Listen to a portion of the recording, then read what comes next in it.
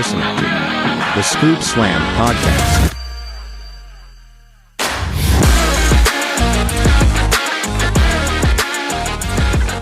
Hello, everybody. Welcome back to the Scoop Slam Podcast. We are back. Yes, we are straight edge. Yes, we are on HRT. Yes, we are coming for your world championship. Yes, we will be taking SmackDown to the promised land. But before we get into any major wrestling news this week from Dynamite, SmackDown, and Raw, plus the Scoop 5, let me go ahead and introduce our host. I'm going to have your hosting team, Micah, otherwise known as Mr. Scoop. On the other end of the call, the historian of the Scoop Slam podcast, he searches all around for the biggest scoops in wrestling. It's Ryan. Yo, Micah. Glad to be back here with you. And I'd like to add on one more thing.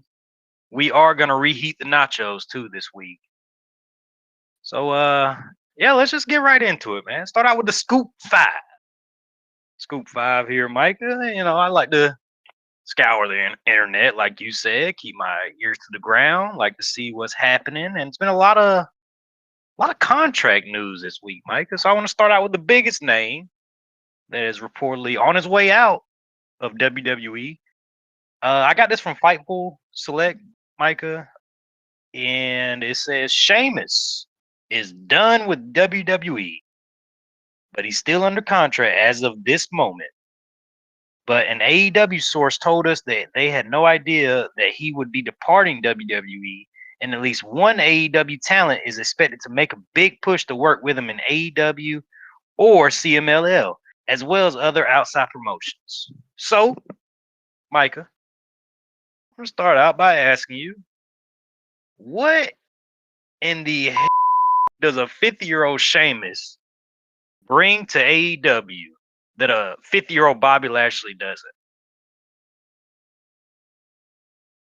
I mean, you got a good point. I'm just asking questions. I'm asking questions, man. I don't understand the thirst of all these AEW fans, wrestling fans in general, that want Sheamus to cross the line and head on to AEW at 50 years old, man. Is that a good signing for AEW if they get Sheamus O'Shaughnessy, Micah? What do you think? I think that Sheamus is one of those guys that we've talked about for a while, which is kind of, he's just there. A lot of people like to throw out the term WWE lifer, which has never really existed. I don't know why people act like that's always been a thing. That's never really been a thing until this era, because guys weren't in the company for 20 to 25 years unless you were, I was going to say Hogan, but not even Hogan, Taker and Shawn, like the tippy top guys. Sheamus really had accomplished everything in WWE, so I'm not upset to see him leave. It will be a little weird, but I don't think AEW needs him. They already have a bloated roster. Respectfully, I don't think anybody's going to say, oh my God, Sheamus is in AEW? Well, I've just got to go watch AEW this week. It'll be a cool pop. They'll stick him on Collision. He'll have bangers with Suzuki, and I'm not going to care about it. Please, But no. if it were up to me, I would like to see Sheamus in New Japan. I think the style fits over there. I think they could use a big gaijin.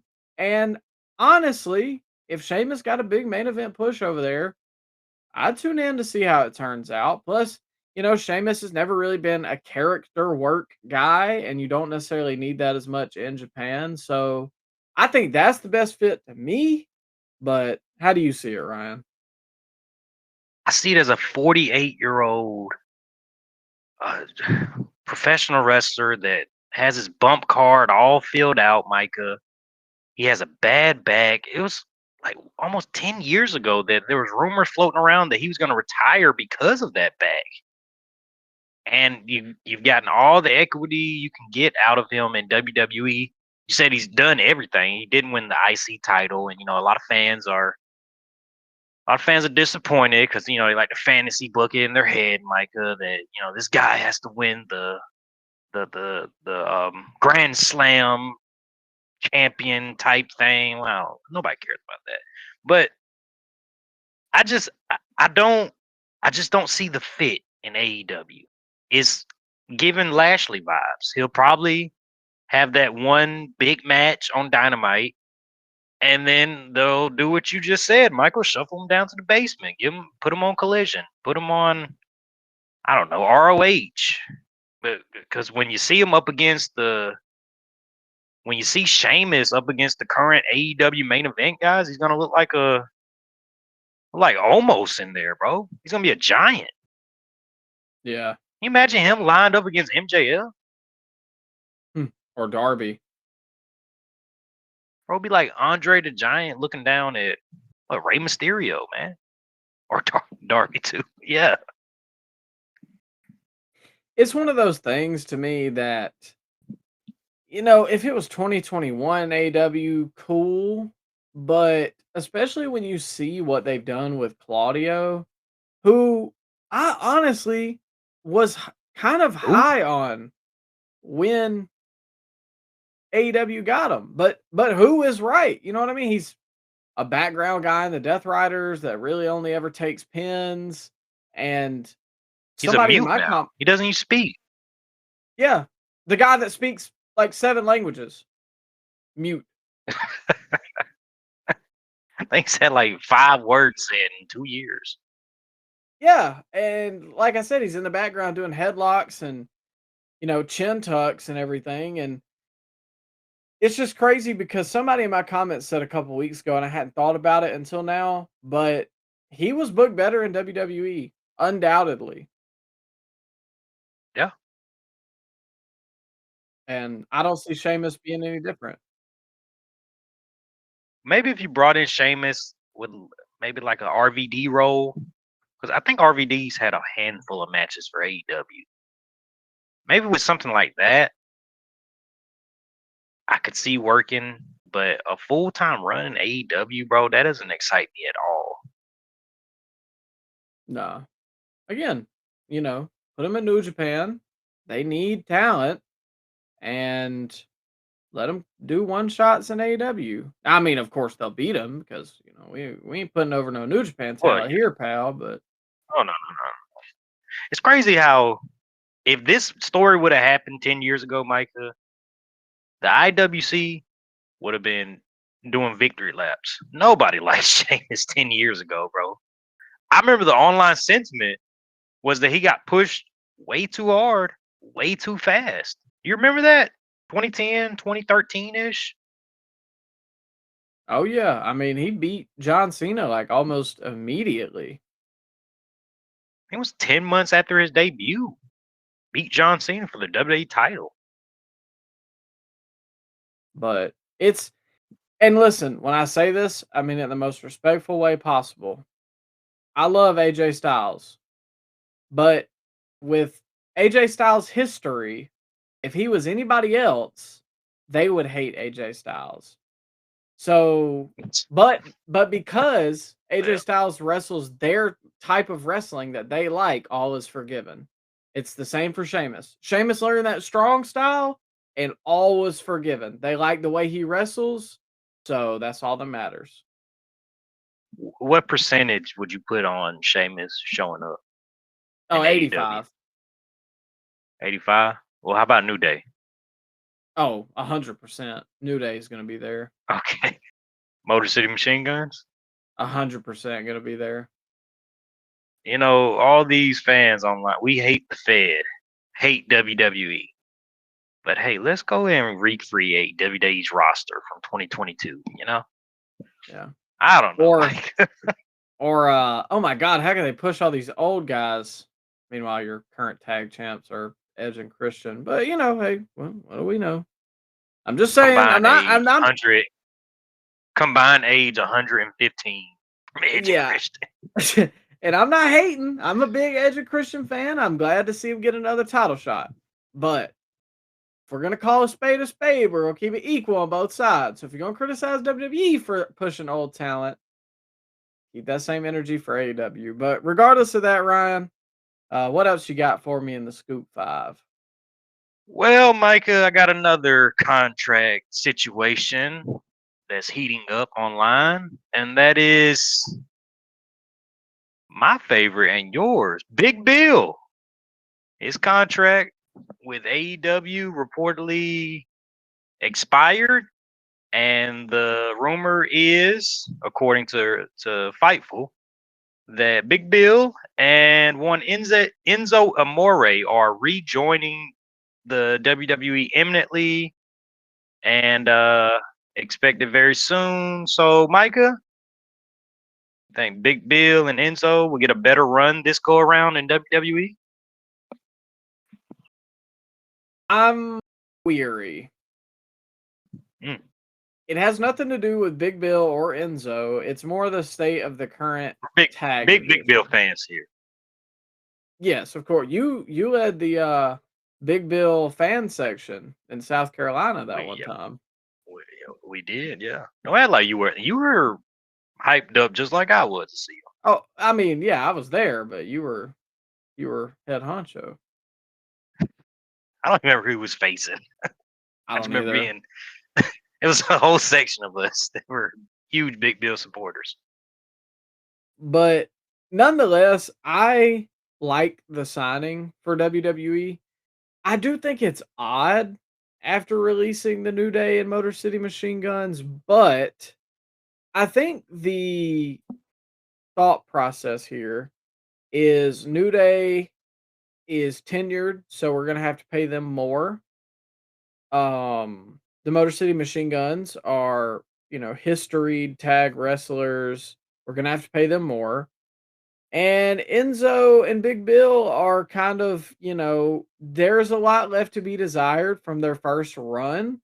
So from TKO's perspective, they can pay them less and get, I guess, the same role because WWE isn't going to put a big focus on the tag division. They're just not going to. So I think from their point of view, they can get more out of Enzo and Big Bill in a smaller role, and they'll probably be happier with that role than, say, a New Day or a Motor City Machine Guns that probably want a main role because of who they are, which is fine. Plus, Enzo is super charismatic. Yeah, I was about to say, Mike, we got to be honest with ourselves.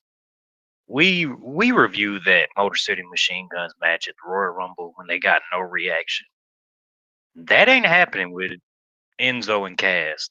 Those guys were as over can be on a very, very downtime in WWE. They were one of the only bright spots. And the big difference in having the New Day and having Enzo and Cass, they really didn't stay on the main roster long together. They broke up and they never even won tag titles together, Micah. They never won tag titles at NXT together. They broke up almost immediately, and Enzo got banished to the cruiserweight division and had his own show pretty much, the 205 Live show. He took over. A very entertaining act. Also, side note, Enzo is probably the best mic worker that we've gotten in the last decade plus, like new age mic worker. So that's a huge, huge positive. But these guys aren't overexposed like the New Day. They've never really got a legit shot on the main roster together. This is gonna be an overact, and I guarantee when they show back up, the whole crowd will remember their shtick. Just like the New Age Outlaws, when they came out, they had that whole like opening intro. Enzo Cass had that same thing, and every fan knew every word, and it stayed over their entire time together. And when they get back together, it's gonna be a huge, huge deal for whatever brand they're on. Hoping they come to the blue brand because that's where we set up shop at. Yeah, I'll say this too about Enzo and Big Cass. My brother, or one of my brothers, I should say, is not a wrestling fan at all, but he remembers Enzo and Big Cass. So I fully agree with what you said about when they come out, they will be a big deal because he just remembers that act. It was so catchy just from when I was a kid watching it. So it will be a big deal. And listen, we're gonna be, we call a spade here. Motor City Machine Guns fit better in AEW. They just do. They're not super charismatic guys, but they're amazing wrestlers. And Enzo and Big Cass are not super great wrestlers, but they're very entertaining. Well, mainly Enzo, but Big Cass, Well, he's yeah, 7 I feet think tall, and you can't teach that. that is true. I don't think. I'm just happy for Enzo and Cass as a unit because Enzo had to do a lot of growing up, and he's kind of redeemed himself a lot on the Indies the last couple of years. And Cass, bro, got into the best shape of his life. I think he was in a really dark place when he got released from WWE. Phenomenal shape now, and it's really sad that Chris Jericho never put over Big Bill when he was there. But hoping that this run, maybe a IC title, US title run, or tag team title run for these guys. I'm super excited about this, man. Yeah, me too. But Micah, we move on. So you guessed it. More contract negotiations. And this one was a little surprising because I thought this was going to be taken care of a month ago when I saw it the first time, but it seems like that this particular person has still not re-signed. And that person is your favorite, Micah, Jungle Jack Perry. This comes from WrestleOps, Micah, and it says Jack Perry reportedly still has not signed a new deal with AEW. His current contract with the company expires very shortly. So, Micah, would WWE take Jack Perry?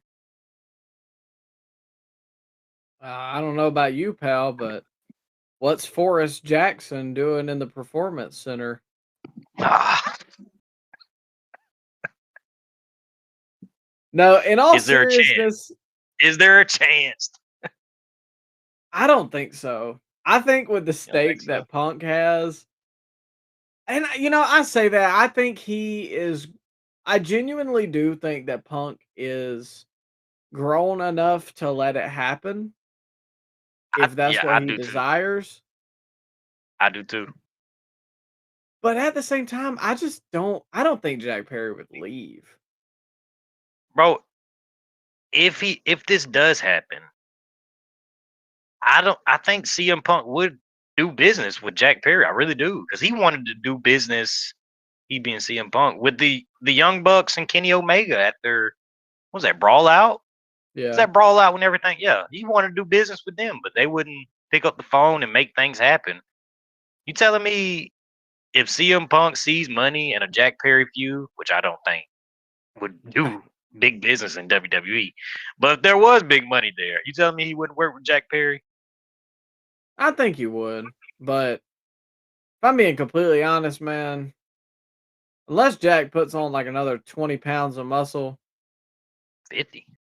fit and gains a personality, I don't really care to see him in WWE or AEW. I'm just being honest. Well, what if he brings Anna Jay? What happens then? Okay. We can make All some right. work. We can make exceptions. We can get you a spot on the roster. Okay. Yeah. All right. You can go park Punk's car there, pal. I think got real glass on it. So I don't know. We'll see what happens. I'll just say this. I would be super, super shocked if he did end up signing with WWE. It would be very interesting how they would handle that. Maybe we get a sequel, like maybe we get Brawl in the Bank. That's something you Okay. could see. They would Something you play could off see. of it too. They would like share some backstage fight on socials like they did with KO and Cody. Be like a Triple H point photo with Jack Perry and CM Punk. I can see Yeah. Jack Perry or Punk's got him in a headlock takeover. Triple H just standing there. it. Triple H fear for his life. Come on now. Come on, pal. Send him to Uh, AAA. Anyways, Number 4 on the Scoop Yeah. 5. I'm with that though. They're sending everybody else to AAA, bro. I think Damian Priest is there now. Yeah. Which, by the I- way, that's a perfect fit. That is a great fit. He just had, bro. When he came, I know you probably behind on AAA, but Damian Priest came out there last Saturday. Fans were behind him. He cut a whole promo in Spanish. He looked like a biker Undertaker out there with the bandana on.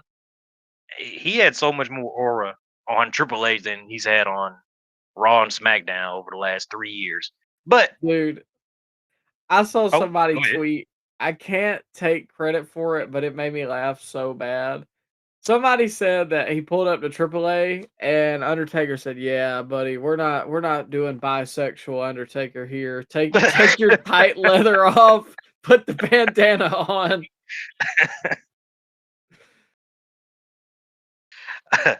But yeah, we move on, Mike. We move on to more contracts. Everybody likes to talk about contracts here, but this one is from Total Nonstop Action, Micah. TNA have come to terms on the release of Eric Young. And apparently, Eric Young asked for his release, and WWE sources expect him to return to the company, Micah, for the 3rd time. So, Micah, is this a worrying sign for all the TNA diehards out there? No. I saw one Eric Young match, and hey, respectfully, man, I'm good. To steal It's from not Colin that. Coward, we're good. Oh, come on, man. But this is let's be honest, this is a TNA OG, and there's been a lot of departures of TNA over the last couple months. Apparently, Mike Santana is finishing up. They lost Tommy. They had a whole lot of guys leave recently. But this is like maybe the equivalent of a Randy Orton leaving WWE, because this is TNA royalty, Micah. Eric Young's been with the company since the Asylum days, pretty much. And yeah, but he's left before. But this is supposed to be where he's finishing up. I thought he was like a player coach over there. I figured that's kind of what he'd be in NXT at this point. Maybe like a manager, producer type role. Yeah, I didn't think about that. What is he gonna be doing in WWE? I don't see him wrestling much. Maybe, like I said, maybe in NXT to get, a young guy over, but that would be all I see. I don't know. We'll see. Maybe producer or something to that effect. I have no desire to see Eric Young in 2026, but I think it's a big loss for TNA in 2026. But Micah, this is where I started to scrape the bottom of the barrel, because we did not get a lot of big time news this week. But I know you are excited to see the return, Micah, of Dark Side of the Ring. I blanked, Mike. Dark Side of the Ring. You're excited about that, right? Yeah, I think it's actually tonight. Is it premiering or It is, maybe yeah. next week? Oh, okay. Yeah, it's two-parter on TNA and Jeff Jarrett. Yeah, I'm Excited about interested that, to man? see it. I always like Dark Side of the Ring. And it's a good fallback too if the weekly shows are boring, which we're right now on the road to SummerSlam and All In, so usually these are pretty jam-packed, but if you haven't checked out Dark Side of the Ring before, I definitely would. Now they're not always the most accurate historical accounts, but I got a soft spot for it just because it's wrestling media in a different like venture than we normally see it, and it's not produced by some corporation like WWE or AEW that gets to tell their spin on it. It's kind of an independent source. Well, they're doing. I think they're going to be telling Jeff's story pretty much in this. Cause this is a 3-part TNA Jeff Jarrett episode on like the. Did you see that? I thought First, it was 2 parts. I think it's 3. I could be wrong, but they're diving deep on Jeff Jarrett. He's got a lot of interesting stories, Mike. Yeah, I've always liked this podcast. I got a soft spot for Jeff. I know people have horror stories of the wah wah wah wah when they used to watch TNA back in the day, but I've always liked Jeff, Yeah. so I'll tune in, especially because that era of TNA is just such a bygone like part of my childhood. But I will go over the full slate real quick, Ryan. You're correct. It's 3 Jeff Jarrett and the Battle for TNA 3-parter. Then we got Oof. Necro Butcher versus Samoa Joe, the Big All Boss right. Man, I like Big Boss Man. Yeah. Ultimate Fantasy, the Fall of Renegade. The wrestler is the Oh Renegade, no. which I don't know. That's I'm sure you remember him being the that's historian, but that was the Warrior ripoff. it was, yeah. He had a terrible aftermath of that Warrior storyline. But yeah, keep on going. We got Paul Orndorff saving Mr. Wonderful, Okay. the Walking Riot, Missy Hyatt, Okay. and Yeah. the It's got yeah. final episode will air on August 25th, and it is Zach Gowen against all odds. See, I miss when Dark Side was really, I don't know, dark. This kind of seems like the light side of wrestling. Like, are any of these like tragic stories? I think the Renegade is because I Okay, yeah, think, that one is sad. Yeah. yeah, Okay, that one had, but he wasn't like a big name, and I think he was a part of WCW for what, a couple months. I don't know, man. I'm yeah, I sure they'll think, make it interesting. They'll make it interesting. yeah, I think at this point, and like I said, I like it. I still always tune in. But they're kind of having to grasp at straws to a certain degree because I mean, that first season we got Savage and Elizabeth, the screw job, the killing of Bruiser Brody, the Von Erichs, Moolah, and I mean, even in the second season, you got Benoit, New Jack, Brawl for All, Jimmy Snuka, even Oof. David Yeah. Schultz, like all this stuff, Owen Hart, all this stuff that was truly the dark side. And again, they've done 7 seasons of it, so I'll be there. I'm interested to see what happens. Like I said, I always check them out, and sometimes it's the ones you least expect. Like last season, the Scream Queen Daphne, that one got me, man. That one was just I felt so bad for her. And That so one was tragic. Yeah. and that was a story I didn't really know because that wasn't I wasn't like super into ECW as a kid because I didn't have access to it. And then WCW. WCW. WCW, I'm sorry. And then I believe she died in 21. Yeah, she was in the early days in TNA, a little bit before your time, but yeah, she committed suicide in 2020, 2021. It was Yeah, during and COVID, see, the early days. yeah, and that was like right before I got back into wrestling. So again, I kind of miss her whole thing. So yeah, we'll tune in, we'll see. And like I said, if we got any slow weeks, I'm down to break it down. Yeah, we'll catch an episode. You think look, you know what? Little fun fact, Micah. You know, Jeff Jarrett, his babysitter was Taylor Swift. Did you know that? I did know that, weirdly enough. I saw Not somebody his ask actual. if he was Taylor Swift invited to the didn't watch wedding. Jeff, but Taylor watched Jeff's daughter. I guess I made it Oh seem yeah. like she watched Jeff. But what were you saying, Micah? Oh, I was saying somebody asked him the other day if he was invited to the wedding. I think he kind of laughed it off, like no. But that is a crazy like what's the word I'm A looking for? Like crossover event. quinky dink. You know Yeah. how crazy is it that Jeff Jarrett's babysitter got married in the WrestleMania 1 venue over the weekend? Yeah. That was a headline. That was a headline for Fightful. Really? Yeah, that's what got me thinking about Dark Side of the Ring. It was Jeff Jarrett's babysitter gets married at the WrestleMania 1 venue. That is kind of funny. I don't blame them Yeah. for hitching their wagon behind that money trail that she leaves behind. Somebody said too, and this is the last thing we'll say about it. I'm not a big Taylor Swift fan, but somebody said I find it very ironic they got married on the day before Independence Day. So then when they inevitably divorce next year on Independence Day, she can name her Oh, come on. album Independence Day. Oh, come on. You were looking to use that joke. That's money, pal. Let's book it. Let's book it.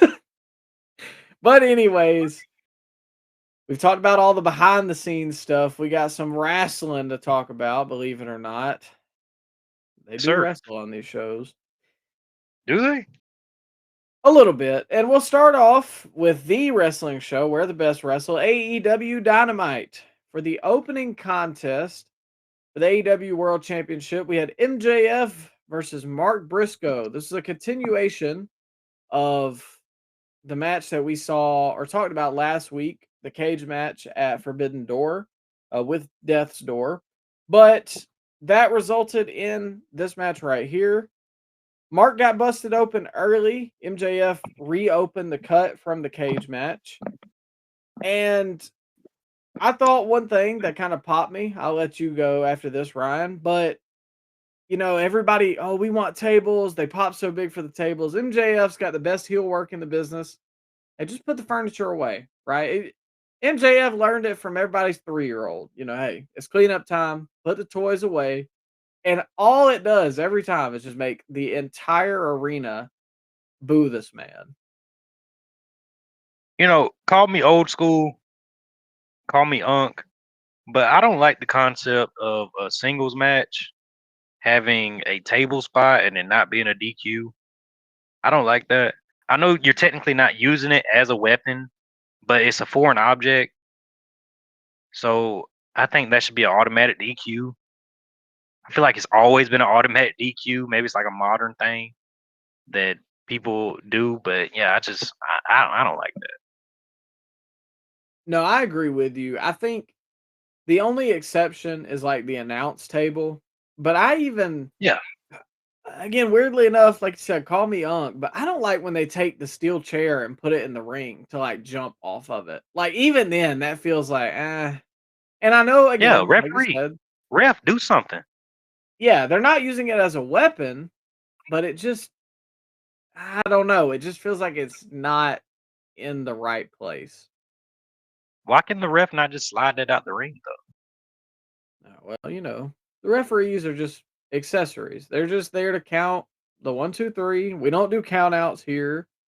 We don't, you know, main event of WrestleMania, use stairs. It doesn't matter. Oh God, yeah. That one, oh, that one's so egregious. I'm sure we'll talk about that match again this year, but yeah, and you know, it was a good match. Mark was bleeding like a faucet. That was a nice visual. I just can't shake the feeling, Micah, that we had that whole 12-man steel cage death's door match for no reason. Because we got this match. It was in the opening segment, and Mark lost again. Again. So why do we even need to do this? Did that not seem pointless in hindsight, that cage match? Well, I think that they were biding their time to All In because they know they have a while and they know that Redemption is coming up, which is What? again kind of the thing you get into when you have monthly pay-per-views. But Michael, why couldn't we just have the title match on Forbidden Door? Well, then we wouldn't get to have 18 people on the card. Oh well, yeah. Guess you got a point. We gotta make sure everybody gets involved. Yeah. And none I don't of want to them leave being New anybody off. Japan talent. Forbidden Door, what? There was New But- Japan talent on this show? I think it was like what, 3 New Japan guys, 2 And you know what? CMLL guys. A little side note, the what's the jabroni's name that won on the Forbidden Door show? Shota Umino. He lost his title to Gabe Kidd, literally a week after Forbidden Door. No An way. AEW talent. He did. Did you not see that? I did not. Gabe Kidd beat Shota Umino for the, I guess is that the global championship? I don't know what they call it over there. But he lost it to Gabe Kidd a week after Forbidden Door. AEW must pose, pal. God almighty. Death Riders win. LOL. Well, yeah. Cool. As far as the match goes, a couple other spots I wanted to hit on. Mark hit a Cactus Jack elbow on the outside, which I did like that. There was also another one where MJF was coming in with like a running boot, and Mark kind of like moved his head out of the way and then gave him a throat chop. I thought that was a cool spot, not something you see all the time. And there were some good false finishes here. I believe Mark had hit that froggy bow with the table through MJF in the ring. MJF did put his foot on the rope, but it was a good fake, and they did get me to bite on it. Another one was another froggy bow, and then the J Driller, which I don't believe MJF is kicked out of, but memory may not be serving me there. But I kind of feel like that's almost too far. And this is something else that I'll touch on when we get to the Punk match. In But AEW. well, it's not even so much because it's a finisher. That's not as much what it is. It's to me that Mark had hit 3 froggy bows, I believe, and then 1 J Driller and still couldn't beat him. But MJF hits 1 Heat Seeker and that was it. That's ball game. And I don't know, that kind of bothered me with the Sammy Punk match, and we'll talk about that later, like I said. But Sammy hit, I think, like 2 Blue Thunder Bombs, 2 GTSs. Punk hits 1 GTS. Oh, That's it, pal. whoa. That's different though. That's different. We'll talk about it later, but that's a completely different story. Well, we'll Do you want break to- that down you a want little to- later. Yeah, I was about to say, yeah, because I don't know about that. That's not really a good comparison in my book. We'll reevaluate. But overall, I thought it was a good match. Great action in the match. Like I said, the table spot did bother me. I feel like currently MJF is, and this kind of gives some explanation for maybe why MJF won this match. Because Mark did win their last contest with the tables and tacks. But I feel like this world title run that MJF is on is kind of like he's avenging things that got him in the past. For instance, he got the belt back from Darby, headlock takeover. He beat Briscoe after the pay per view, which, like, I believe Tony or Excalibur, one of them said that MJF lost his last title defense that came after a pay per view. So he avenged that, and he kicked out of the J Driller, which I don't believe he had kicked out of, and beat Mark when he had lost to Mark in the last match. So I didn't hate the decision here, and I thought it was a good match. I do kind of wish it had main evented, but nonetheless, I understand why they didn't, and we'll touch on that in a little bit. But did you have anything else you wanted to add about this match? Nah, we can move on. All right. After that, we got a match between Hikaru Shida, Chris Statlander, Micah, Queen Aminata, What? Persephone. Well, what was that last girl's name? Did I mispronounce that? Micah? Okay. I thought, bro, I could have swore they were pronouncing it Micah the whole time. Oh, maybe they did. I couldn't I don't tell you. know. It's spelled different than mine, so that's why I didn't pronounce Any it like relation? mine. No, no relation here. But Queen Aminata, Persephone, and Harley Cameron. And Hikaru Shida picks up the win here. She's the new TBS champion after Willow had to vacate. And yeah, I just am not feeling this. Like you said earlier, the term is reheating nachos. And Hikaru Shida in 2026 just feels like 2 steps back. I don't think Sheeta is who she was at one point in time in the ring, and I think there's about 5 other ladies I could think of that should have had this belt over her. I was very confused as to why this match was happening so late in the game when Willow is coming back in less than a month. So why even have this match? If you were gonna have a match to decide the vacated title, do it right then and there when the title's vacated. Don't wait 2 months and then the person that was hurt is on the way back that same month. That makes no sense. So we were already off to a bad start there.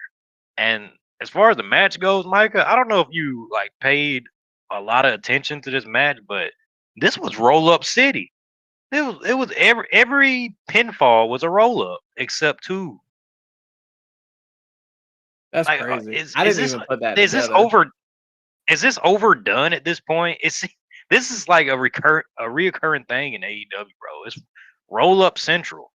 Everybody gets rolled up. The most devastating move in professional wrestling. Guys can take 7 finishers in this company, but you put that roll up, you put that little schoolboy on them, it's up for him, pal. Yeah, I think it's because of Tony. Didn't Tony kind of patent that? Or didn't It she was make happening that a before big Tony, point? but yeah, I think that's her finisher. The Yeah. I don't know what she calls it. Something to do with packages. Because of Oh, course she well. does. But I was about to say, naturally. But yeah, I yeah. mean, But there's so many ladies that I think could have been put in this spot. Like, whatever happened to Thunder Rosa? We got Jamie Hayter around here somewhere. What about even Megan Bain? They could have put 2 titles on her. I know she's tag champ right now. Nyla Rose, she's been missing for years. I mean, she's that still may under be reheating contract? nachos. Is she still under Yeah, contract? Okay, she all is. right. We got All right. Maya World, with Oh no, arguably can't the do that. biggest, the best match. Well, not arguably in my pick, but arguably the best match on Forbidden Door. Like, just so many ladies I feel like would have been better for this. Camille, you remember Camille? She still works here. She came back and then she went missing again. Is she filming another movie, Micah? I don't know. Britt Baker, whatever happened to her? All right. I think she went back to dentistry. I love. Can you blame her? So I don't know. At the end of the day, I just don't feel like Sheeta But was the right choice. bro, I would just had Persephone win this whole thing, honestly. But if you weren't gonna do that, Harley Cameron, isn't she over? Oh, I feel like she's over. I know I she's can't not. post on that. She's got a personality, Mike. I know she wants to be an SNL actor, but she's got a personality. The fans were behind her. They have the history with the Babes of Wrath. Wasn't that Willow and Harley Cameron? It I'm was. misremembering that. All right, well, they have history, and yeah, you go with, like the least interesting, or maybe the second to least interesting person to win this match. Yeah. I don't. I just she's a step slower, Sheeta. I mean, since she's come back from injury, and I don't know, man. A lot of people were saying that she just couldn't cut it in the current AEW women's landscape, and then all of a sudden, 2 months later, bing bang boom, she's a TBS champion again. Yeah, I don't know. You kind of talked me into the Harley pick. I actually think she was the right decision here. As much as I'm Yeah, not a fan of her. I would have liked Queen Aminata. Remember Yeah, I was about to she say, had some good matches with Tekla. Remember that? yeah, her or Persephone, I think, were the right decision here. And I wouldn't have even hated Stat. I don't know about Micah. I don't think Micah could have took that title home. I don't even know Oh, who that what is. about me? Who was that? Well, your cousin couldn't take that title home. Oh, I come didn't on. want to see that. No, I agree with you, but yeah, I mean, we'll see. We'll see what Sheeta does, I reckon. But It was time for the main event Will we? segment. Well, it'll be on. Okay. Well, I can't even say we'll be there. It'll be there, but whether we're there or not is It'll be up for watching debate. us. Yeah. Yeah. But for the main event segment, we had a little continuation of a back and forth after the MJF Briscoe match. Kenny Omega wants a shot at the AEW World Championship, and MJF said the only way that he was going to get one is if Kenny accepts his stipulation that Kenny must put his opportunities for the AEW World Championship on the line. So if Kenny loses, he cannot challenge for the AEW World Championship ever again. And I'm not sure how to feel about the stipulation again. I don't love it with Hangman. I didn't love it with Cody. I didn't love it with Hangman. And I feel like you're shoehorning yourself into a corner the more and more you do it. And they already did the same stip this year. Like, it was one Yeah. thing to do it with Hangman and Cody because that was like 6 years apart, but this is like not even 6 months apart. So, yeah, I don't know, but Kenny accepts. So next week we got Kenny Omega versus MJF at Beach Break. What are you predicting, Ryan? And how do you feel about the stipulation? It's what you said, Micah. It's a reheating of the nachos. We're having the same stipulation again. I would have. You know what I would have done, Micah? I would have had just MJF say, "If you lose, then you retire." Because then you could have. Okay, all right. This could go either way because Kenny has been talking about retirement, and maybe this is it for him, or maybe Omega wins the title off MJF. It would have added some doubt to what's going to happen, but this seems like a foregone conclusion that Kenny's just going to win the title.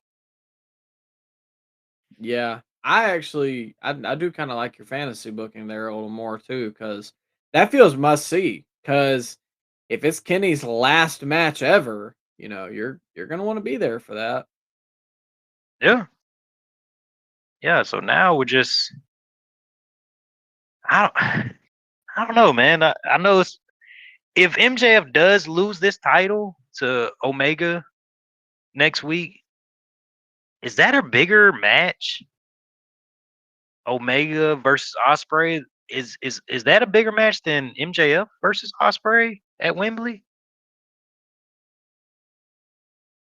I think off name value, yes. It's actually funny because we're gonna mention this a little later. It's not completely the same, but it kind of feels disrespectful to MJF because I feel like he's largely carried AEW this year. So it's kind of like Rock and Cena, on paper, yeah, it sounds good. You know what I mean? Because, oh, that's Rock, that's Cena. It's Does it? kind of two guys that were stars of separate eras, kind of the same way Kenny it was the star of New Japan in a certain era and Will was. Okay. But you've Yeah. got the guy that's been carrying the company on his back, MJF and CM Punk. You're just going to throw him to the side and he doesn't even get the main Mm, event of the biggest show? Kind of feels a little no good comparison. disrespectful, does it not?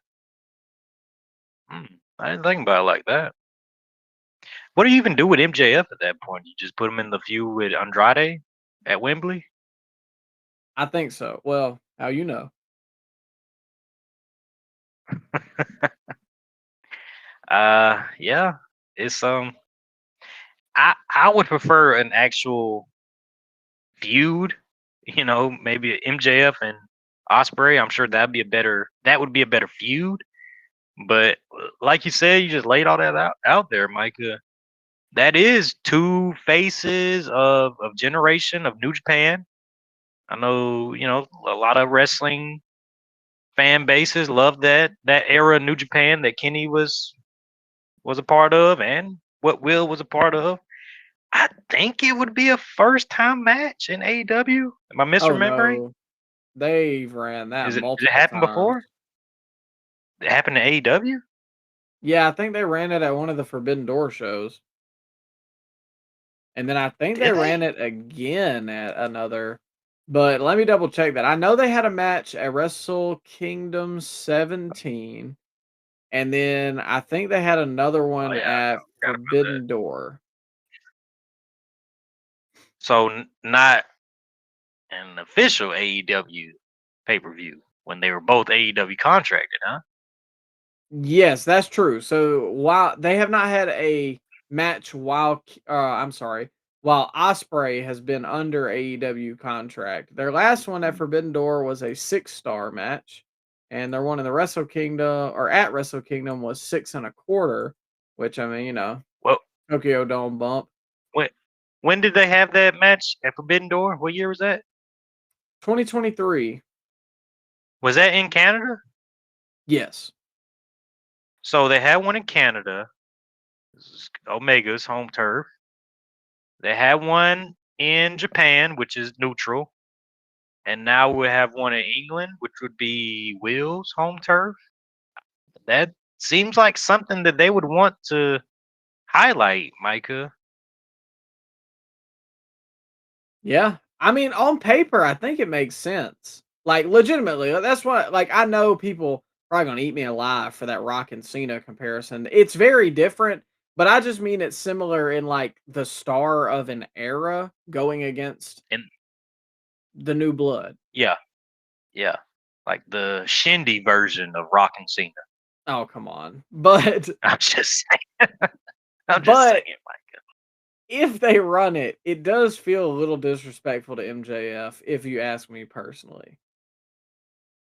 Then he's gonna ask for his release, Micah. Hey, I doubt Nah, it. I don't. He's getting paid a lot of money, bro. He. It seems like he's giving up on being, a top guy that wants to protect his spot. He seems like he just wants to go along with the kids want to do. He's doing the thumbtacks match. He's doing the needle spots. I don't think he cares as long as Tony Khan writes him a big check. So I'm sure MJF would be very willing to give that title up to Kenny Omega next week. Well, we shall see. We're definitely going to have a review for that next week, but we move That was on. Dynamite. Yeah, that was Dynamite. It was okay. Again, I like the opener, but yeah, the rest of it just there. But I will say Andrade's getting a big reaction with that. How you know? Yeah, but It's unfortunate he's stuck in the Don Callis vortex. yeah, a lot of guys are half the roster stuck in that vortex. That's a good point. But we move on to the last horrific episode of the Blue Brand, SmackDown. And I say that this episode really was not bad, but there's just a Yeah, couple talking points out of it.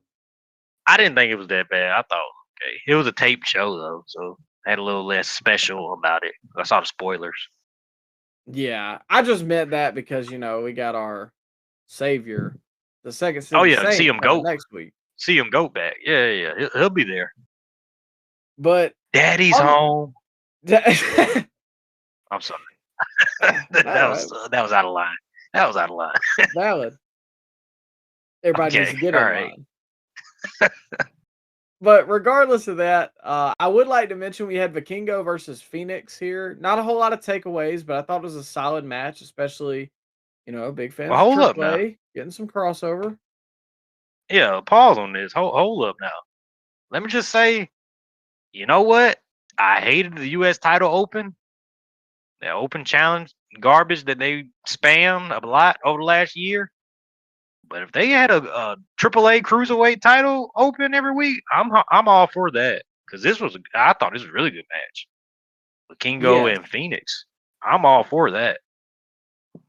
And I think with the Cruiserweight Open Challenge, it's a little different because you can have guys from AAA come up and do it, and it's less dependent on having a storyline. Because Yeah, obviously on SmackDown, if you're gonna have a AAA title, you're gonna have guys that their first their first language is probably not English, but they can get over like in WCW with the Cruiserweight because they do great moves. But with the United States Championship, if you're just doing open challenges, you may leave a little bit to be desired with an Ilya or a Carmelo because, people say, oh, well, they can't tell stories. And we'll get to Melo in a little bit. But I agree with you. I think this should be a mainstay on the card. And actually, I'm loving Ray Phoenix as Cruiserweight Champion right now. Oh yeah, he's great. Vikingo too, man. Yeah, it sucks. He Vikingo blew showed out out his in this knee. match. That's insane. But well wishes to him because he's been riddled with knee injuries over the last couple of years. Reminds me of Rey Mysterio. There was a time in the mid to early, or maybe a late 2000s where Rey Mysterio could not catch a break with his knees. I don't know if you ever bought a DVD from that Ruthless Aggression era.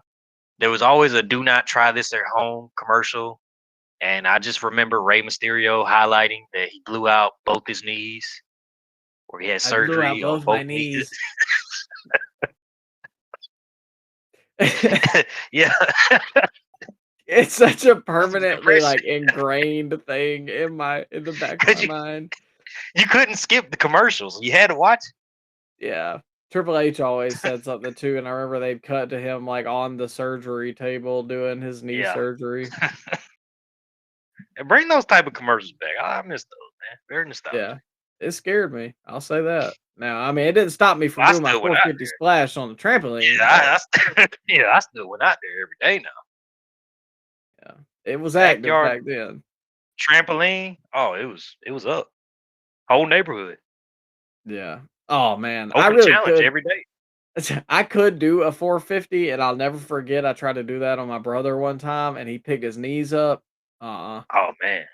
Oh, I was dry heaving. Gave you a gut buster? Oh yeah, it was bad. It was real bad. Honestly, one last thing about childhood wrestling. That's some of the fondest memories I have. But oh yeah, man, just dangerous. I can't tell you. I kicked him, in the family jewels accidentally. I think he knocked 2 of my teeth out.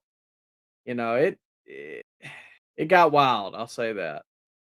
Yeah, but it had to shape you. It was a canon event for anybody that watched wrestling growing up. You had to have that happen to you. It did. Everybody went to the backyard. That's the reason why they made those commercials. Yeah, and you had to get your title taken from you. You'll never forget that pain. Man. That's the hurt right there. But yeah, man. Well wishes, speedy recovery, the Vikingo, and really good match. Phoenix, Vikingo, and Triple A still on their hot streak. If you haven't done anything this week, ladies, if you haven't watched any wrestling this week, ladies and gentlemen, please check out it. Triple A comes on hour. You catch it here and there. You can breeze right past it. Great show. Agreed. And we'll breeze past that to an in-ring segment, a promo with Trick Williams and Carmelo Hayes, obviously featuring Lil Yachty. This was, I believe, going to start as a Trick Williams solo promo, but Melo interrupted, came out, and basically kind of issued Trick hey, you've ran through everybody that you said was more important than me, so it's time for me and you to go at it. And they agreed to a match next week, but it was a non-title match. And I gotta say, I still love Lil Yachty. I can't help it. I think he is such a great addition. Yeah, he's great. He's a great manager. He's probably the best manager right now that we have. Besides Paul Heyman. I don't know if you call him a manager. He's more of an advocate. But Lil Yachty, bro, what a surprise.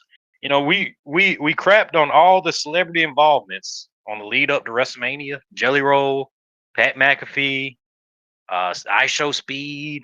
Who else we had, Micah? We had a bunch. Stephen A. Smith. There was rumors going around about him. But let me tell you something. Who would have thought Lil Yachty would be the shining light on that whole era of the celebrity taking over WrestleMania? And he stuck around throughout the whole entire thing. And I mean, he's basically full time, but it's something about him. I think he's naturally used to being in front of He's a an fan, audience, obviously. A fan as well, and and he's a something fan. about something about his voice to me, it just gives off, like, an annoying manager vibe, you know what I mean? It's very, like, condescending Yeah, almost. yeah, it is. It is. Boy, you know what? Carmelo looked really small in there, man. Yeah, He especially looked because so Yachty was small in there. towering over him. Yeah, yeah. But It's insane that people really thought Carmelo was going to be a bigger star than Trick Williams. yeah, no. It's, I think, again, Melo could be like a Sammy. You know, he may get a Vanity World Championship run, but I don't think he's ever gonna be a true top guy. And it sucks, you know, I think he's super talented, but I do think that's why, because when you look at him and you look at Trick, you just see money with Trick. And I say Yeah, all that to say this though, I think these guys can tell a good story going into SummerSlam. I did like the end of it where, you know, Trick was like, "I know you like the back of my hand," and then he basically, you know, pimp slapped him, yeah, gave him the backhand. Mello did that shocked, you know, hold his face as Trick and Yachty left, but I liked this segment, and I'm very interested to see where they go with it because there's so much history they can play off of. yeah. And I don't know if they're going to work Ricky back into this thing, but yeah, they just want to go straight up Carmelo, Trick Williams for SummerSlam. I'd be okay with it. Yeah. I was really hoping whenever Mello grabbed the mic that like Trick or Yachty would say, "Don't hurt yourself, dog," because of the Ricochet promo. That is my Yeah, favorite, or like one of my favorite like wrestling snippets that you can just apply to almost anything. and I But mean, he was telling the truth. Telling when he's telling lies. yeah, I mean, I think Ricochet's gotten a little better, but in WWE uh, it wasn't it. But we'll move on to the main event, which was Cody Rhodes versus Jey Uso for the opportunity for the WWE Championship match, which we'll talk about Raw in just a little bit. But yeah, Cody went over here. The match was, you know, we're gonna get 3 stars, and that's all. But he beat him with a crossroads. I did think the crossroads looked nasty the way Jay took it. I don't know if that was intentional, but it was a nasty landing. But overall, Cody picks up the win here. And that left us going into Raw. Cody versus Sammy for the WWE Championship. How'd you feel about the main event, Ryan? It was. I mean, it was fine. I knew what was going to happen, so I really wasn't that invested in the match. But yeah, it did what it needed to do. Got in, got out. Good 10-minute match. Fans seemed to enjoy it there. So I mean, I really can't say anything much more than I guess let's just move on to Raw. Yeah. That was And they SmackDown. started, yeah, it's kind of blasé till once again, Second City Saint comes in. Oh yeah, CM Goat. CM Goat's gonna come save the day. Spice the show up. But we move on to Netflix, Monday Night Raw. They started us off with your Bloodline Cinema, pal. That's what you're gonna get now with no Punk on the Oh my show. god. Can I just say this? Seth Rollins, bro, was so boring in this opening. When he was cutting this promo, I was so bored. Bro, I got up, made some food. I got up, went to the bathroom. And bro was still making his entrance. And so I sat down and and listened, and it was so boring.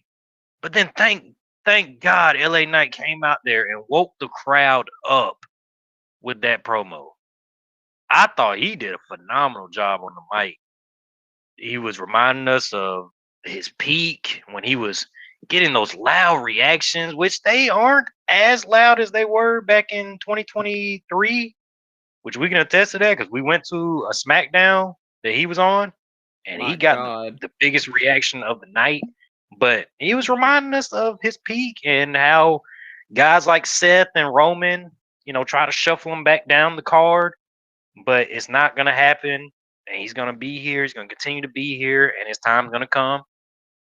So, yeah, and then he had the I don't know. It cracked me up when he went on the brother, we got the same haircuts, brother, we got the same beards, brother. I thought that was a pretty funny moment that he had there on the mic. Yeah, man, he just had a master class in promo, and then Seth just put us all to sleep to end the segment. It's kind of funny because I'm normally on the same wavelength with you with Seth, but here I thought that Seth was pretty solid. I enjoyed the start of this because obviously the dichotomy between him and Roman, there's so much history to play off of. It's not my favorite thing in the world, but I think Seth is more interesting when he's being serious, and he was serious for the most part here.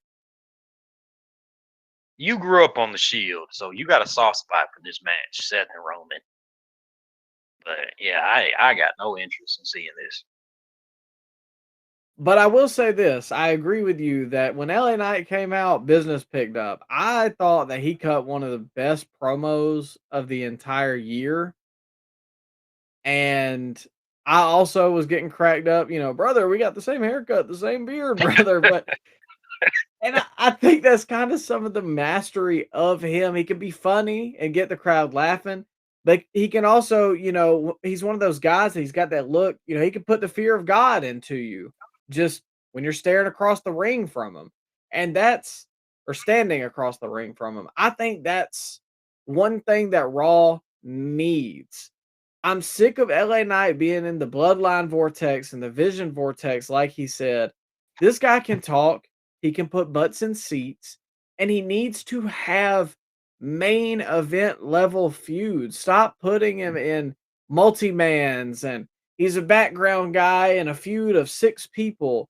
It's just sad because he's right. He has been stuffed down, he has been slighted. And then you hear the fans react to him like that. It's like, how do you not, do more with this guy? Yeah. And then you just saying something about the bloodline vortex, Micah. Jimmy Uso actually attacked LA Knight in this segment and left him laying at the end of the segment, which played a part in later on in the show where LA Knight tried to attack Jimmy Uso outside the arena to get payback. And of course, Jacob Fatu ambushes him, and he never gets his payback. He's left laying. So, yeah. Appreciate everything you do, LA Knight. Yeah. And I'm not surprised. It's just so disheartening, Yeah, it is. I got a good feeling that they're gonna do something big with him at SummerSlam because he's been a part of pretty much the entire main event storyline here. But yeah, we'll see. I don't know if you had anything else for that segment, but we can move on if you want to. No, that was it for me. But following that, we had a tag team title match: the Street Profits versus the Vision, Braun Breaker and Austin Theory. I like this match.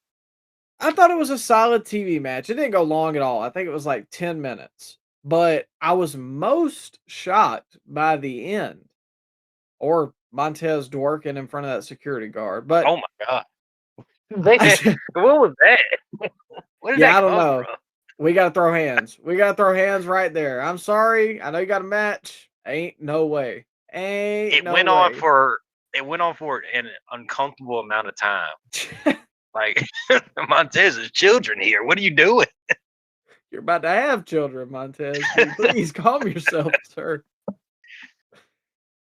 But past that, I was most shocked about them taking the titles off of the Street Profits this early. And now I don't know. Maybe this is to give time to Montez. I believe Bianca is due soon.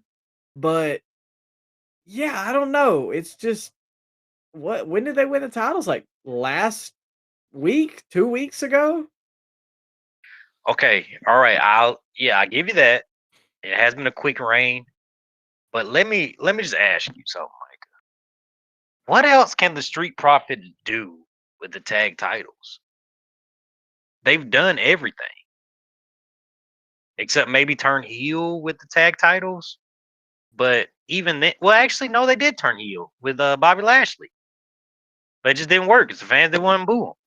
But at this point, if any team needs a breakup, and I know it's WWE and we need tag teams desperately, but if any team needs a breakup, it's Montez Ford and Angelo Dawkins. They've been due one since Triple H took over back in 2022. We were calling for it.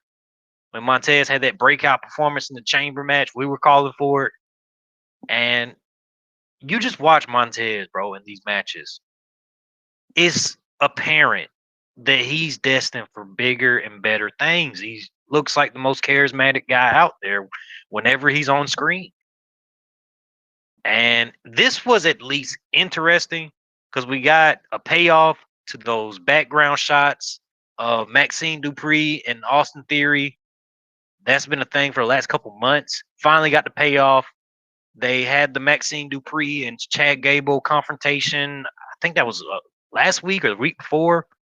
So this made sense. And anytime Theory gets a pinfall win, I'm jumping for joy because I always cheer for Austin Theory. I don't care what he does. I thought it was up for us for a sec. I thought Theory Bros. I thought we were done for. When he lost last week to the jabroni that sings all the time, what's his name? Joe Hendry. I thought it was up for us, Micah. I thought future endeavors. I thought we were gonna get the pink slip on next Thursday. I thought it was over for us. But we are back. We got a new member in the Vision. I want to see what happens. And Austin Theory and Maxine Dupree are an on-screen couple now, which is a little awkward because I think Maxine is married to the jabroni in NXT. You know what I'm talking about? Yeah. The guy that was What's on his name? Cam something. Cam Hendricks? Cam Hendry. There it is. Yeah. He was on LFG, I think. And he's been on NXT a couple times. He was Mason Rook's first tag partner on NXT. Oh, okay, yeah. Yeah. But yeah, she's married to him, but maybe they won't work themselves into a shoot. Theory and Maxine. I don't know. We'll see.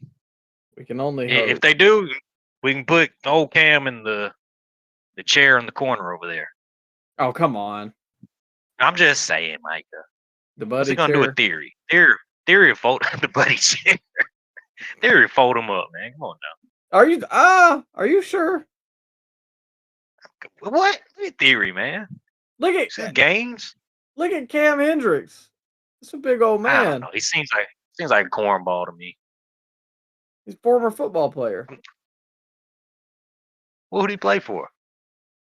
He played defensive end for San Diego State. And then he went to the Who they CFL. ever beat? Yeah, exactly. There you go. Oh, come on. Should have stayed there. But I agree with you. It was an interesting shakeup. In addition to the Vision that, there's not much life in that group, but they're trying. So I'll give them that. Following that, we had a little back and forth promo between Oba and Paul Heyman. I'm not going to go into specifics, but I just want to say Oba's one of the best promos in the business right now. I texted you. I mean, at this point, he's stealing Luger's gimmick, man. He's the total package. There's no holes in his game. And to put a young guy in there in his first year solo in the ring with Paul Heyman and the guy holds his own, you literally cannot give a guy more praise. So, or say, you cannot say that we trust this guy more. And I'm very interested to see Brock versus Oba. Even though I was down on it, I'm still down on the decision, but it's the decision we have now. It's the decision they made. So I'm going to do the best with it. I'm going to support my guy, and we'll see what happens. I think they can have a good match. Yeah, But speaking, I'm sure. The Hell in a Cell is gonna be great. I don't think we've seen one since was it Bad Blood? We were at. Yeah, I think it's what was that 2024? Yeah. So yeah, I like it. We'll see what happens. But speaking of a good match, it's main event time, ladies and gentlemen, for the WWE Championship. Oh, Sami Zayn versus Cody. Oh, wait a minute. nah. We got a little backstage shenanigans here. Gunther has attacked Cody Rhodes. Cody Yeah, he did. is unable to compete tonight. So that leaves an Interesting. opening. Sami It Zayn does. still wants to defend his title. And, we pulled some strings. You can't show up to Chicago and not expect to check in with this man. CM Punk returns. And He did. wow, what a reaction. They were in Chicago, so I expected it, but still, that's it was massive. Pause. Well, I thought CM Punk was done with the company, Micah. That's what the dirt chief told me. Got into a fallout with Triple H. He's gonna wait out his contract. He's going to I wear the thought he best was gonna show wrestle. up at the next. You know what? I thought he was gonna show up at All Out because it got announced that it was in Chicago earlier this week. It got announced, so I was assuming that CM Punk was gonna come out in Chicago for All Out. But no, Micah, we were wrong. Dirt Chiefs were wrong. I'm about to say, not we, they. Oh yeah, we didn't report that. But what we can That's what report, we were told. Oh, well, yeah, yeah. What do we we can report? report that this is one of the Yeah. best WWE main events, a TV main event of the year, if not the best TV main event. It probably was the best one since Punk and Finn Balor. Oh yeah, that wasn't Raw. I forgot about that. Yeah. And yeah, a couple spots from the match I wanted to talk about. There was at one point where I believe it was an Anaconda device that Sammy basically deadlifted Punk into a Blue Thunder Bomb. Am I remembering that correctly? Yeah. Punk went for the running knee in the corner, and then I think he was like setting up for the Bulldog, and then Sammy stopped him and then deadlifted him for the Blue Thunder Bomb. Which Sami Zayn, shout out him, he is sneaky, sneaky strong. That boy is strong. And you look at him, he looks like he bags your groceries at Kroger's or Publix or wherever you go shop. But man, he's very strong.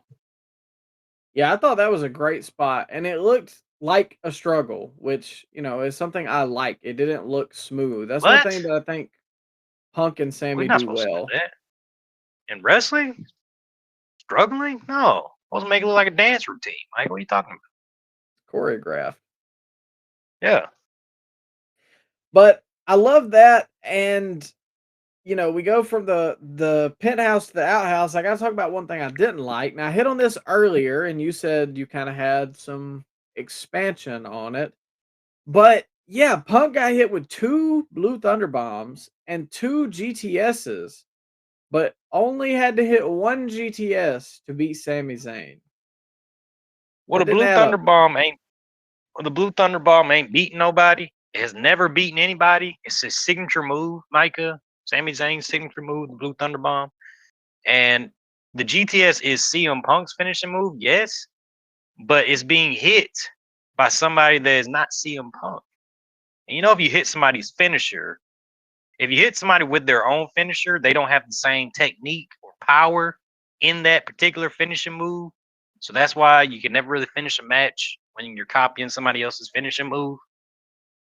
So I didn't see a big problem with it, Micah. That's why you know how people use the DDT nowadays? Why do they Yeah. not finish the match with the DDT? Well, it's because they can't hit it like Jake the Snake Roberts. He perfected the DDT. When he hit you with that DDT, you weren't getting up. But when some random jabroni hit you with a tornado DDT, you can kick out at 1. It's just the way in kayfabe is set up, Mike. It's always been the thing. You sitting here and trying to nitpick your GOAT, CM Punk. with the layout of this match. And I, for one, don't appreciate that. Well, I just felt like maybe, I'm not big on the finisher spam, but maybe one GTS was just a little. It wasn't his finisher, though. No, I'm saying, but Punk hitting only one GTS to beat Sammy, it felt a little. I don't know, They're maybe running low on time. maybe we could have got two at least. You wanted him to hit 2 GTS on Sami Zayn, the B plus player? Oh, here we go. You stole Well, my I'm just line. saying. Well, he's a B plus player, pal. That's like a 83 overall going against a 97. If we're just putting in, WWE 2K standards, it's gonna take you one finisher to beat the 83 overall, of course. And it would take You you ever try to? $90 to get to a 97 overall in college football. I don't want to get into that, but yeah, you never play beat the streak mode on WWE 2K14, Micah? You know how many finishers you had to hit Undertaker with? Don't remind me. I can't handle that level of blood pressure in my life. I don't think I've ever beaten the streak in that mode. No, I didn't. Nope. I can't handle it. I get like if any of y'all ever meet me outside of this, Ryan, it takes a lot. Like I don't really get frustrated. I'm pretty laid back, calm, cool, collected guy. I don't even think you've ever seen me like really mad. No, not really. But put me on a game. Oh God, a switch flips. But regardless of all that, I did think that this was an excellent match. Like I said, one of the best TV main events in WWE this year. CM Punk picks up the win, is your new WWE champion after 12 or 13 years since his last, since the 434-day reign. He's now a 12-time world champion. Go ahead, Ryan. I was going to say CM Punk, he joins John Cena, Edge, and Randy Orton as people that have held the WWE title on Raw and SmackDown and the World Heavyweight title on Raw and SmackDown. Interesting. That's short list, but all guys that were, at the top of their game during that era. Yeah. And almost 15 years to the day that he won the WWE title for the first time in Chicago, in that arena, with that same exit that he had up the crowd into the rafters, posed with the WWE title, went off the air with CM Punk blowing a kiss to the WWE Universe.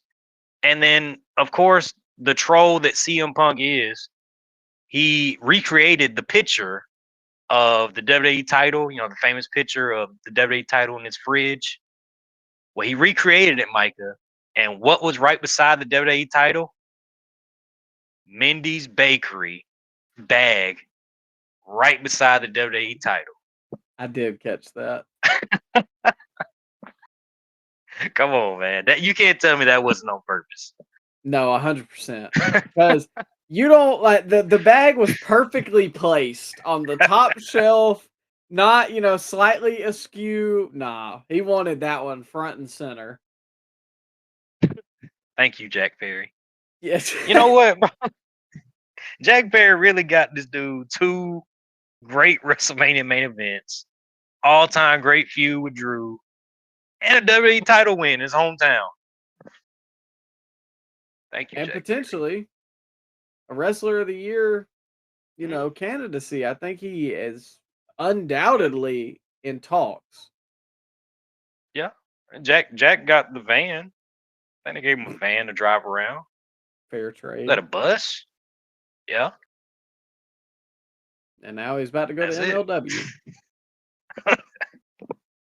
But regardless of all that, Ryan, CM Punk winning popped me. Now, CM Punk's not losing in the United Center.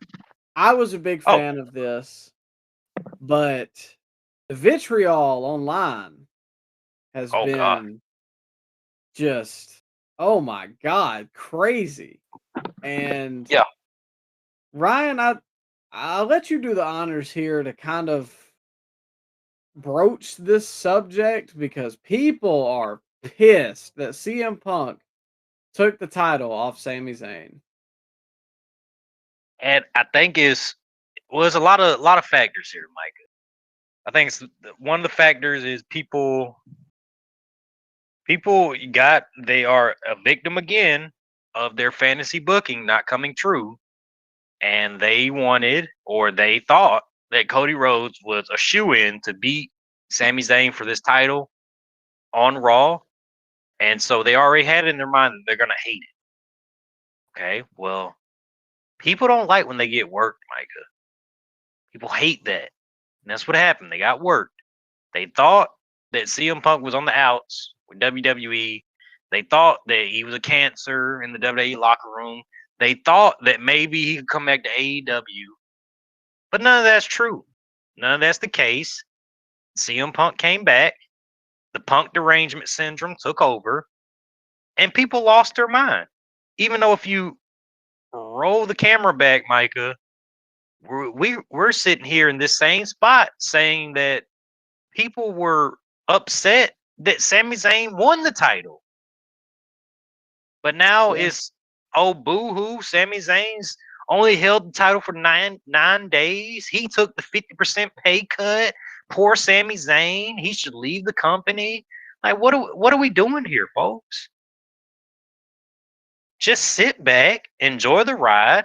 Sometimes your fantasy booking isn't true, and just enjoy CM Punk while he's here, because he's not going to be here for that much longer. I 100% agree.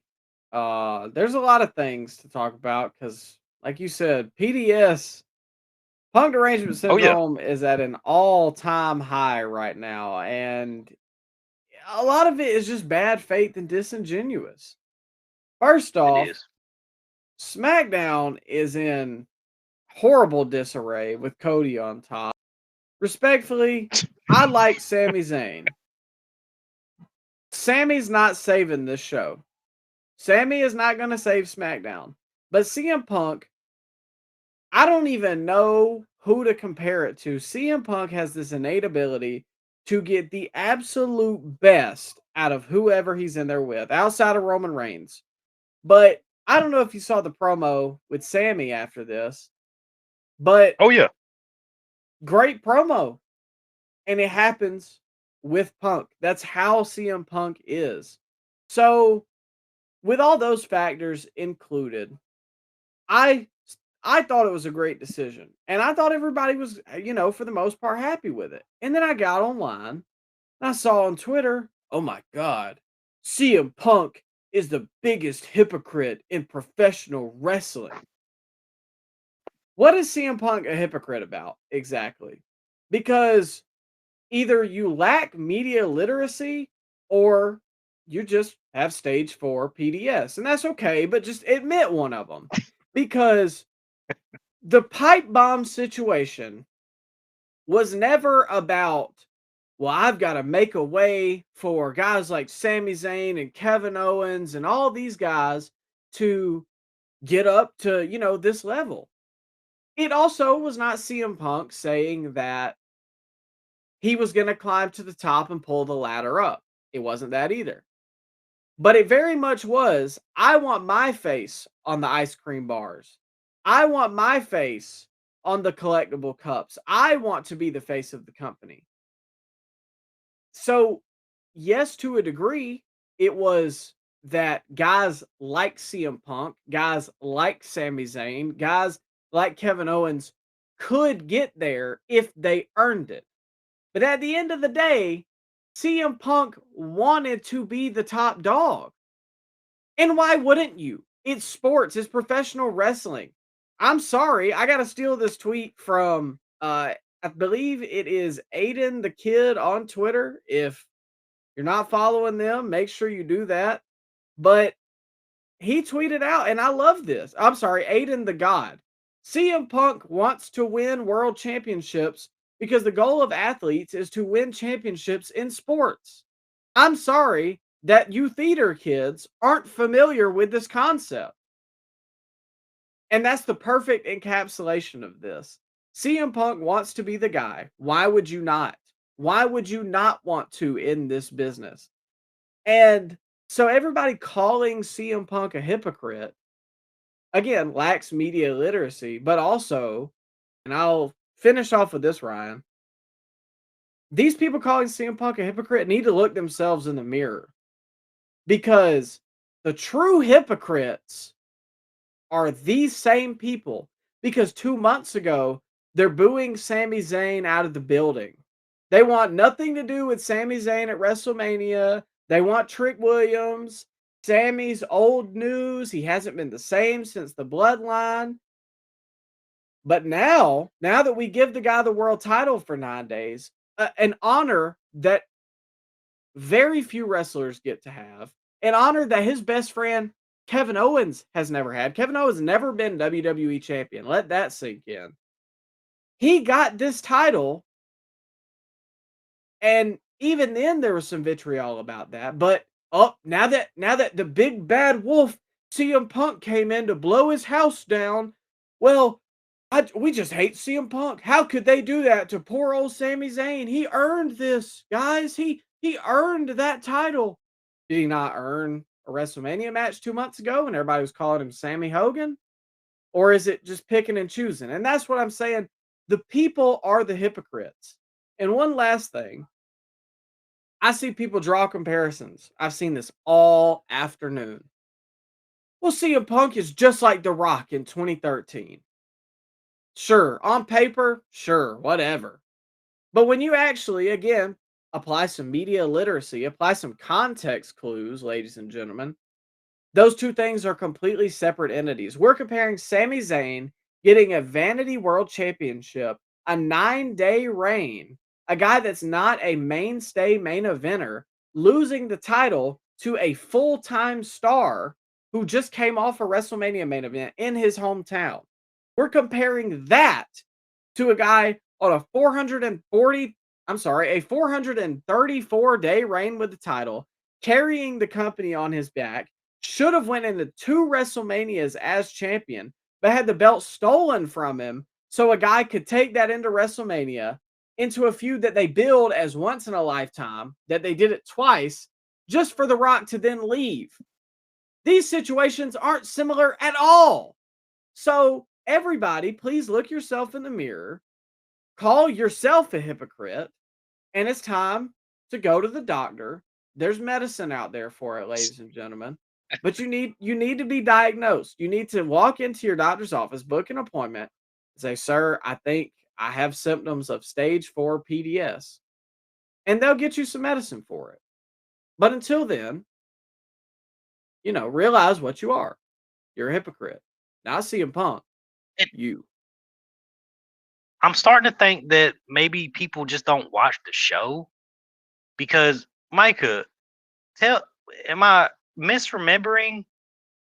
Didn't CM Punk and Cody Rhodes have a confrontation the night after WrestleMania when Cody was WWE champion and CM Punk said, look, I haven't seen the promo in a while, but basically he was saying that you never know when an opportunity is gonna land right in your lap or something to that effect. Wasn't that the last appearance CM Punk had? Yep. Okay. And are they not still building up the last real good guy persona with Sami Zayn? Is that still ongoing thing? Wasn't that the t-shirt that he was wearing? Yeah. And he got booed. So are they not? Of course, yeah. They are still, he is still in the storyline, ladies and gentlemen. This is not just, okay, loser leaves the territory match. This is an ongoing story, and we don't know what's going to happen next. That's the beauty of wrestling. You don't want to know or a good story in general. You don't want to know what's going to happen. You don't want to be able to fantasy book everything. Let's just sit back and let's just give CM Punk and Cody Rhodes, Sami Zayn, 3 very talented wrestlers, 3 very talented storytellers. Let's give them all the benefit of the doubt in this storyline. Let's see where it goes. I'm very interested to see what SmackDown is like now. And we will not just get this dropped. Sami Zayn is still gonna continue to question his morality, and now CM Punk just jumped to the front of the line. How is Cody Rhodes gonna react to this? Will CM Punk give Cody Rhodes a title match? We don't know. Let's just see what will happen. And I hate to use this phrase, Micah, but just let it play out. Let it play out. Yeah, and I'm willing to do that with this because I know typically with Punk, when you let it play out, you get return on your investment. And Of course, yeah. I'm excited to see where it goes. SmackDown needs a shake-up, obviously. And like you said, I mean, these guys are talented. Like it's such a knee-jerk reaction. And at the end of the day, if y'all hate this so much, if everybody wants Sammy to be world champion, then I expect a Daniel Bryan-esque swell behind Sami Zayn. And when that doesn't happen, I'm going to ask you why not. Because evidently CM Punk's just the most evil guy in the world, and Sami Zayn who need to be world champion, right? So if I don't see this groundswell of Sami Zayn fans, because you remember, Ryan, me and you have been Sami Zayn fans through this all. We on this show said, what's all the hate for Sammy for? Sammy's a great wrestler. Sammy's a great guy. Oh my God, no, he wins all the time. But now when I'm like, oh, okay, Punk winning makes sense. Oh my God, guys, they're doing Sami Zayn wrong. Again, fickle. Talking about Daniel Bryan, fickle. See that jabroni MJF tweet out that picture of Hulk Hogan at WrestleMania 9? Yeah. What a troll. What a dork. Like, come on, man. Why is he is always tweeting about WWE, bro? He's the one that sent out that Sheamus tweet too. Oh yeah. Ricochet tweeted something too, I think, today, but I don't remember what it was. He actually said something about El Generico months and months ago. He said something very bad take when he said that I'd argue that El Generico has a bigger legacy than Sami Zayn. And then when Sami Zayn won the WWE title, people flooded that tweet and like, asked him, hey, you got a follow up on this? And then he waited, of course, until Sami loses the title. And then he puts out, oh, I stand by what I said. Like, oh, okay. God. All right. Sure, pal. Again, where have you been? Well, he's the AEW national champion, Ryan. He's competed for the trios title. Prince Puma has a bigger legacy than him. Hey, hold on now. Tell me when I'm telling lies. Just saying. But in all honesty, I'm happy to see where it goes. One thing that we clamor for, and people clamor for online, but again, they're not happy with it when it involves a certain somebody, is unpredictable booking. And this is unpredictable. You can't tell me you know where this is going. So there's a lot to see this Friday. And I can't remember the last time I said that Friday feels must see. So they did their job. I'll be there too. But you guys should be there next week when we come back and do this all over again, our weekly review. And we don't have any pay-per-views, thank God. So we're just going to have some more Scoop 5. We're going to have Dynamite, Raw, SmackDown. Like I said, a loaded SmackDown, a loaded Dynamite. They got Beach Break coming up. And we're on the road to SummerSlam, Redemption / All In. A lot of moving parts. But ladies and gentlemen, thank you for tuning in with us. We hope you have a great weekend. Watch some good wrestling. Take care of yourself. And have a good one.